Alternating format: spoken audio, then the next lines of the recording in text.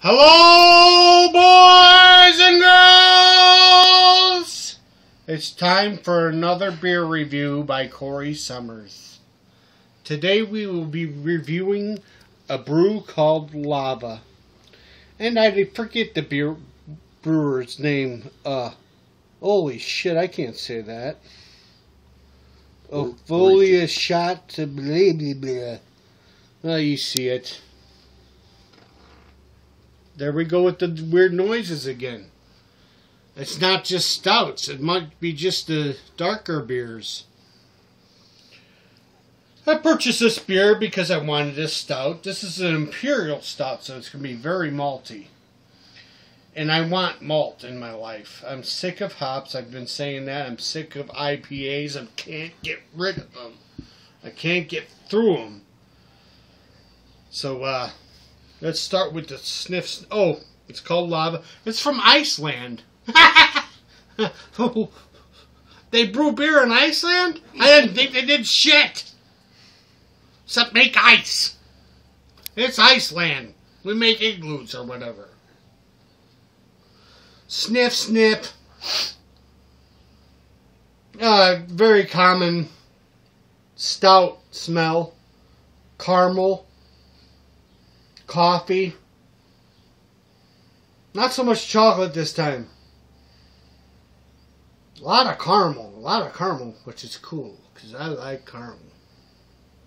If I had a choice, this may be sacrilege to some of you, but if I had a choice between beer and caramel, it'd be caramel. Let me throw a pint of vodka in there with it. Yeah, caramel, coffee, a little bit of chocolate. Palette number 1. Ideally, this is not a stout glass, but I'm using my stem because it was a good gift from my father, and I like it. It makes the beers taste good. The Palette 1.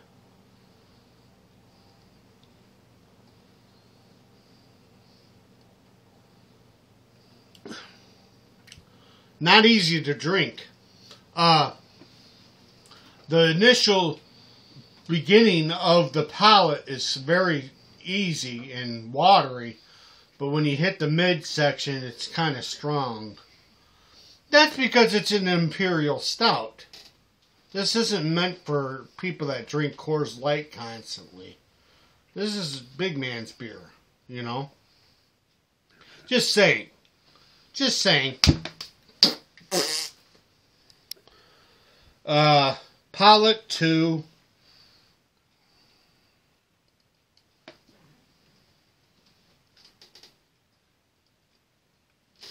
I have my friends over there whispering. I'm wondering what the hell they're talking about. I get a lot of that caramel in there. It's very delicious. This is a very good beer. Once again, God bless me. I've been hitting them right on the head. I've been aiming above the $7 range. And that might be it. I hate to say it. But I mean, you know, you're not going to sell a famous, good tasting beer for $7 when you can sell it for $11 and still get profit, you know? Okay, let me do a third palette. What the hell are you guys doing? You're talking about something. You're planning heist. Shh, get that on you. They're up to hijinks. They're going to put bleach in my coffee or something.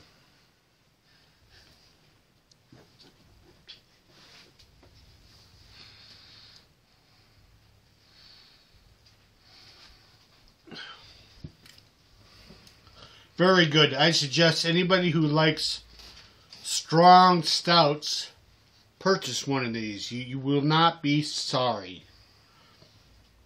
There's not much. There's coffee in the back in the finish. There's a lot of malt. Beautiful amount of malt. Beautiful tasting malt.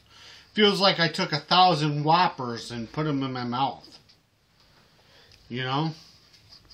Whoppers, the candy. You know that candy that some people are like, ugh, I can't stand that candy.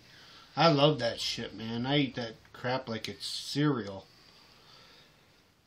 Well, I didn't really leave enough for a guzzle factor, but I'll guzzle the rest. Oh, by the way, it's 9.7 alcohol content. So in a couple minutes here, I'll be really lovey-dovey. What the hell are you doing? I'm getting distracted. We'll have to remember that. Not to do that with my friends over. You know? Yeah? Yeah. Okay. Okay, I'll guzzle so hard. 3 inches of guzzle. I'm intimidated. Mm-hmm. Oh! Oh!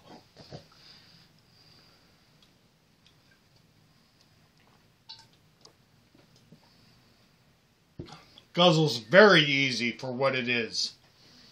Stouts aren't made to guzzle. But because the initial flavor of the palate, like I was talking about, they're doing something. Because the initial flavor of the palate being so transparent, it goes down very easy.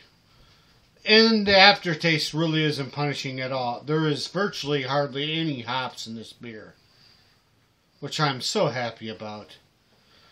Like I said before on the previous beer review, that I'm getting sick of the real hopped up beers. I'll do them, I'll review them, because I have to. But,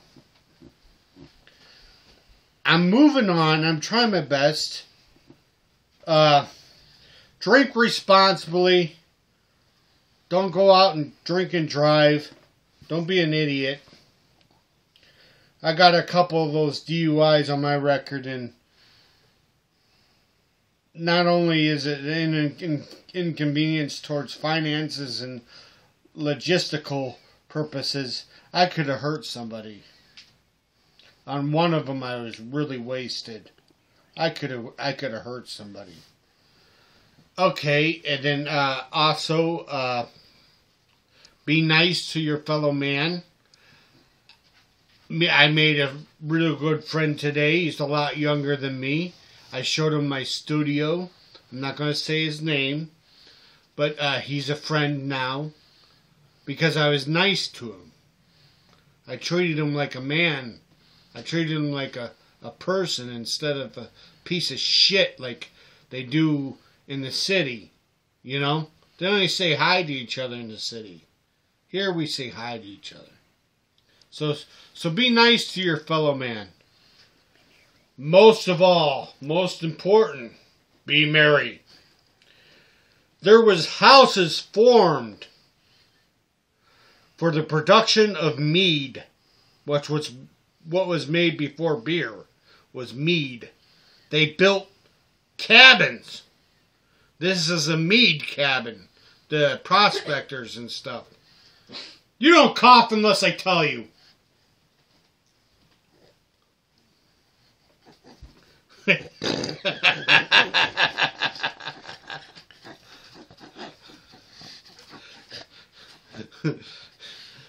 They build cabins to brew mead. And oh, here we go. Shit. I don't got another one to replace this take. But so people would gather around from 1,000 miles to drink at this certain place that had golden mead. And they would get drunk, and they'd be merry, and they'd love each other, and they'd look at the fat waitresses and say, hey, I'm taking her home tonight, you know. And that's what it's about, not taking fat waitresses home, but having fun with your friends, and fun, not getting in fist fights and being all belligerent and stupid. Having fun.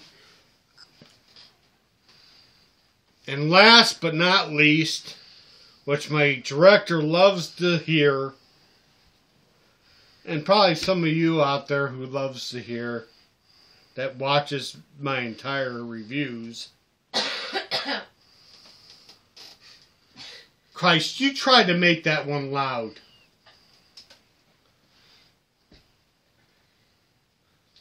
Last but not least,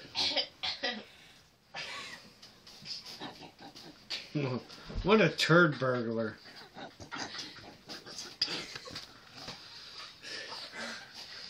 Last but not least, goodbye.